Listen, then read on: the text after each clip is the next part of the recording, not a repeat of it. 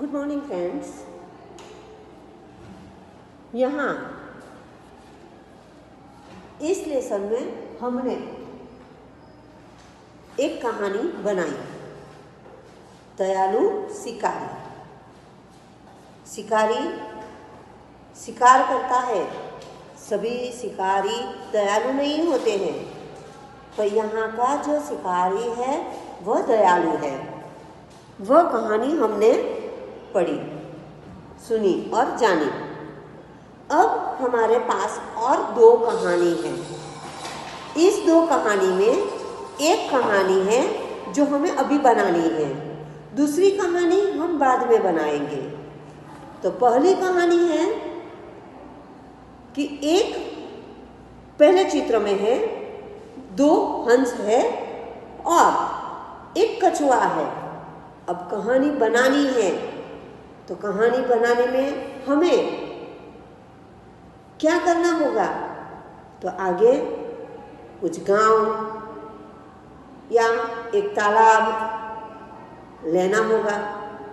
तो हम यहाँ से कहानी बनानी शुरू करते हैं कि एक गांव है, छोटा सा गांव, उसमें एक छोटा सा तालाब है। तालाब के अंदर एक कछुआ रहता था। तालाब के पास किनारे पर एक बड़ा सा वृक्ष है और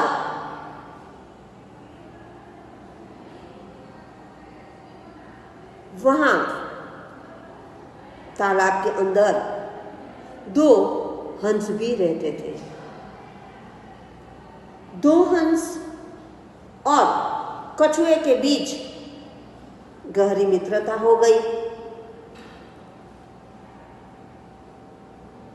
गांव में एक समय बारिश नहीं होने की वजह से सूखा पड़ गया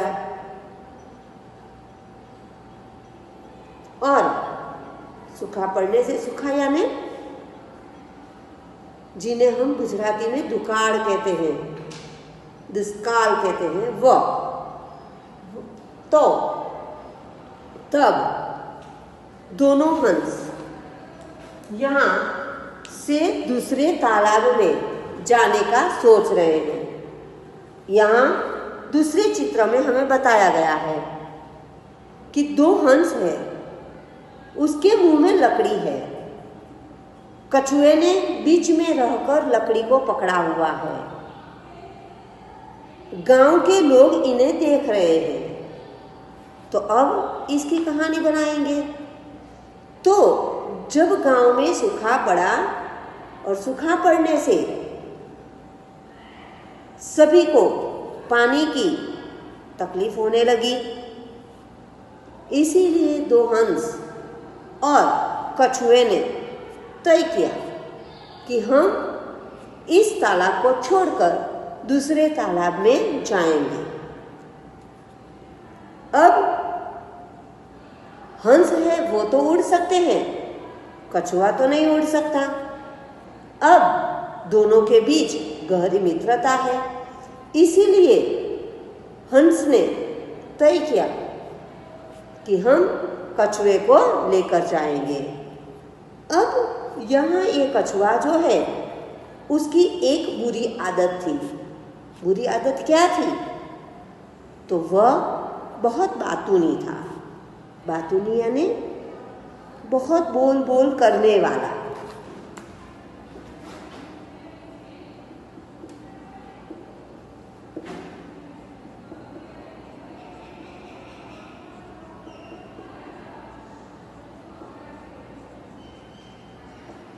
बहुत बोलने वाला।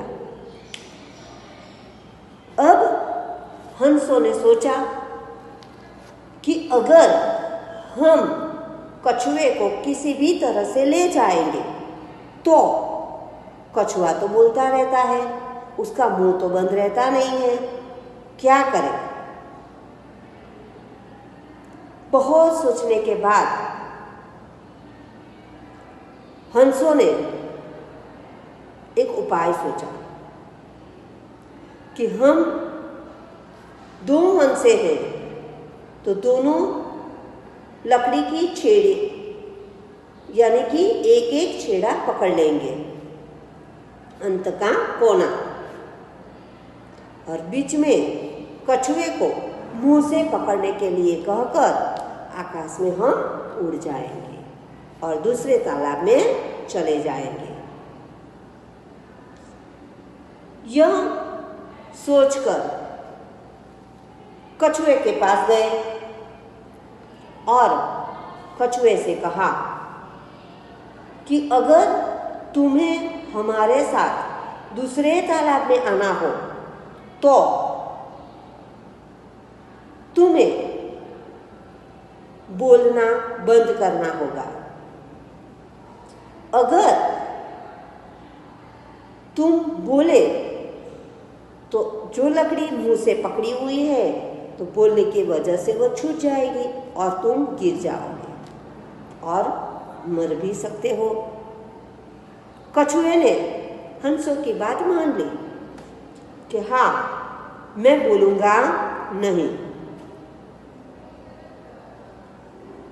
तब हंसों ने कहीं से भी लकड़ी ढूंढकर ले आए और कछुए को कहा कि तुम्हें बोलना नहीं है और उन्हें बीच में रखकर मुंह से लकड़ी पकड़वा दी। दोनों तरफ हंसों ने लकड़ी पकड़ ली और आकाश में उड़ने लगे। गांव के लोगों ने यह देखा, सब इकट्ठा हो गए और यह देखने लगे कि ये हंस कछुए को लेकर कहाँ चलेगा। ये क्या है? पक्षी को तो उड़ते देखा है, पर पक्षियों को इस तरह से लकड़ी रखकर बीच में कछुए को देखकर गांव वाले भी अचरज में पड़ गए, आश्चर्य में पड़ गए। तो अब हमारा तीसरा चित्र है। तीसरे चित्र में कछुए को नीचे गिरते हुए दिखाया है। तो कैसे गिरा होगा, यहाँ आपको यह बताना है। तो हंसों ने पहले ही कहा था कि कछुए को कुछ बोलना नहीं है। एक के बाद एक जगह से दूसरी जगह वह निकलते गए। सभी जगह पर कछुआ सबको उन्हें देखते हुए देख लेता है। थोड़ी देर तक कछुआ चुप रहता है, पर फिर उनसे रहा नहीं गया।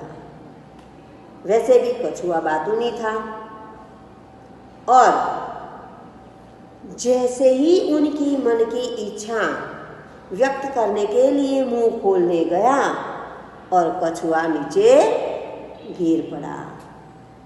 तो यहाँ पर ये गिरता हुआ चित्र दिखाया है। कछुआ नीचे गिरा और बहुत ऊंचे से गिरने की वजह से वह मर गया। अब यहाँ आपको इस तरह से अपने शब्दों में कहानी यह बनानी है। कहानी बनाकर आपको इसके कुछ प्रश्न जो मैं पीडीएफ में आपको दिखाऊंगी, उन प्रश्नों के उत्तर आपको लिखने होंगे। प्रश्न तो होंगे, उत्तर इस कहानी के हिसाब से आप लिखोगे। तो